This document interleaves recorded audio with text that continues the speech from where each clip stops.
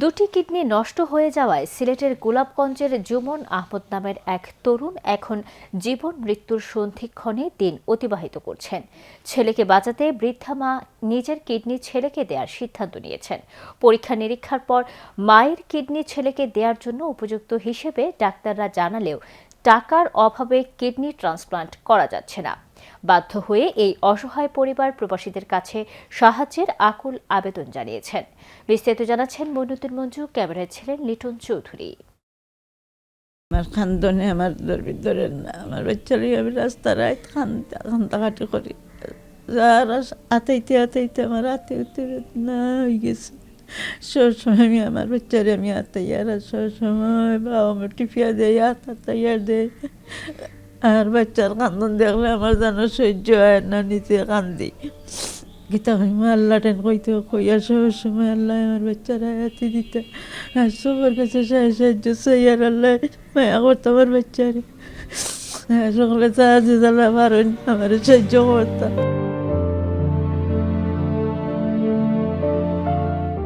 এভাবেই ছেলের জন্য কাঁদছিলেন একজন অসহায় মা।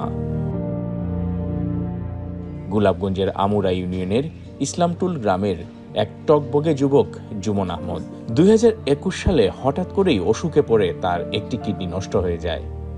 দুর্ভাগ্যের বিষয় হচ্ছে 4 বছর পর তার দ্বিতীয় কিডনিটিও এখন অকেজো হয়ে গেছে। ডাক্তাররা বলেছেন জরুরি ভিত্তিতে জুমন আহমদের কিডনি ট্রান্সপ্লান্ট করতে হবে। ছেলের জন্যে মা কিডনি দিতে প্রস্তুত আছেন।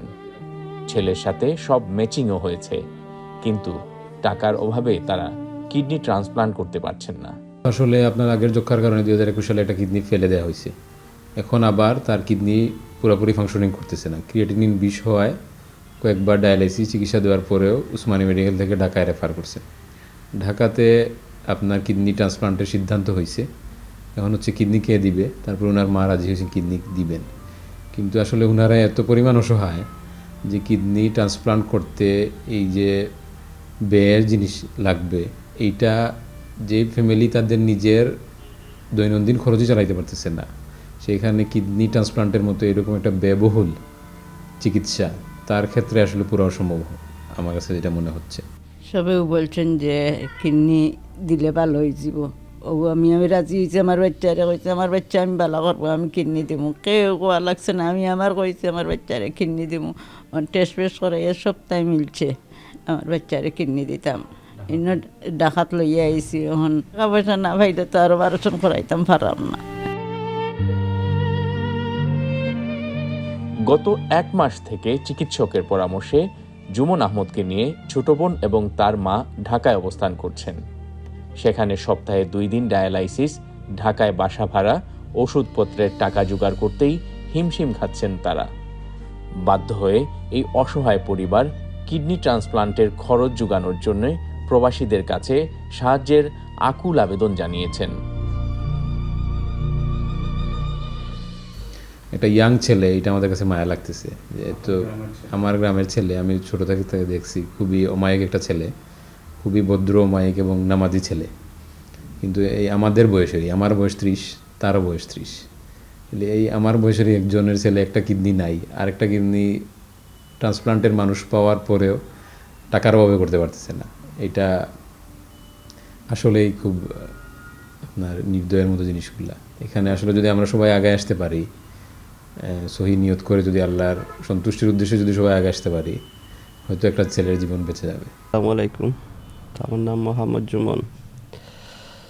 আমার বাড়ি গোলাপগঞ্জ উপজেলা আমুরা ইউনিয়ন। 8-10 জন মানুষের মতো আমিও স্বাভাবিক একজন আসলাম, কিন্তু হঠাৎ করে আমার এই সমস্যাটা দেখা দিচ্ছে, যার কারণে আমার প্রথমে 2021 সালে আমার একটা কিডনি কাটিয়ে ফেলা নিয়েছে। এখন ডাইনর কিডনিটাও নষ্ট হয়ে গেছে।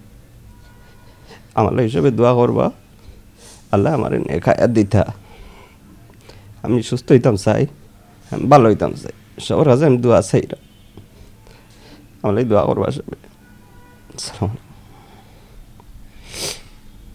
ফুপিয়ে ফুপিয়ে কান্না করছেন মা। এক হাতে তসবিহ আর অন্য হাতে নিজের ছেলের শরীরে অনবরত হাত বুলিয়ে দিচ্ছেন। ছেলের শরীরের অসম্ভব অবর্ণনীয় যন্ত্রণা দেখে নিজের কিডনি দিতে প্রস্তুত আছেন মা। কিন্তু শুধুমাত্র টাকার অভাবে এই ঢাকায় এসেও অপারেশন করাতে পারছেন না। এই মুহূর্তে তাদের পরিবারের মনে যে অবর্ণনীয় যে কষ্ট, অসহায়ত্ব, তা আমরা কেউ উপলব্ধি করতে পারবো না। নিরুপায় হয়ে মা নিজের ছেলের জন্যে, সাহায্যের জন্যে প্রবাসীদের কাছে হাত বাড়িয়েছেন। আসুন একজন মায়ের পাশে দাঁড়াই, তার ছেলের চিকিৎসার জন্যে যার যার সামর্থ্য মতো উদারভাবে সাহায্য করি, তার মুখে হাসি ফোটাই। Moinuddin Manju, channel S news, Dhaka.